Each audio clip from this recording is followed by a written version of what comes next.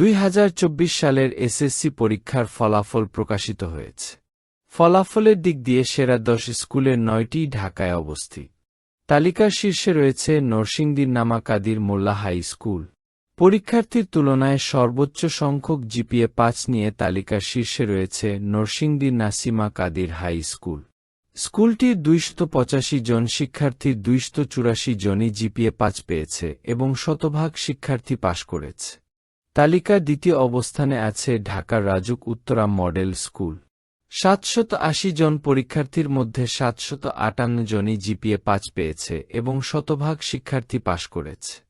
তালিকায় তৃতীয় অবস্থানে রয়েছে রাজধানীর Holy Cross girls high school.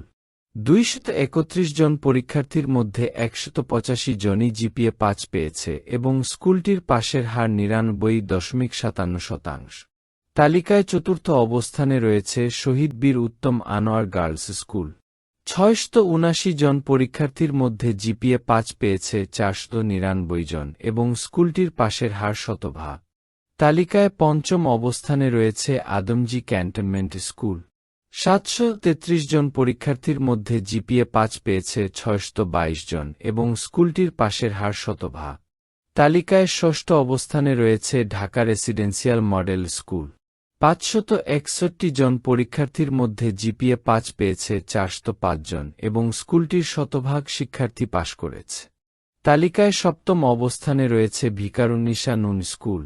2195 জন পরীক্ষার্থীর মধ্যে জিপিএ 5 পেয়েছে 1528 জন। অকৃতকার্য হয়েছে 34 জন, পাশের হার 98.45%।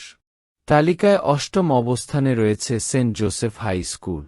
164 জন পরীক্ষার্থীর মধ্যে জিপিএ 5 পেয়েছে 138 জন এবং স্কুলটির পাশের হার শতভাগ।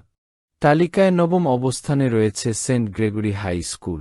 251 জন পরীক্ষার্থীর মধ্যে জিপিএ 5 পেয়েছে 159 জন এবং প্রতিষ্ঠানটির পাশের হার শতভাগ।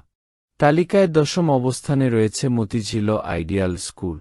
2411 জন পরীক্ষার্থীর মধ্যে জিপিএ 5 পেয়েছে 1956 জন এবং স্কুলটির পাশের হার 99.59%। এবারের এসএসসি পরীক্ষায় মোট পরীক্ষার্থীর তুলনায় জিপিএ 5 এর হার 81.63%। ভিডিওটি ভালো লাগলে সাবস্ক্রাইব করতে ভুলবেন না।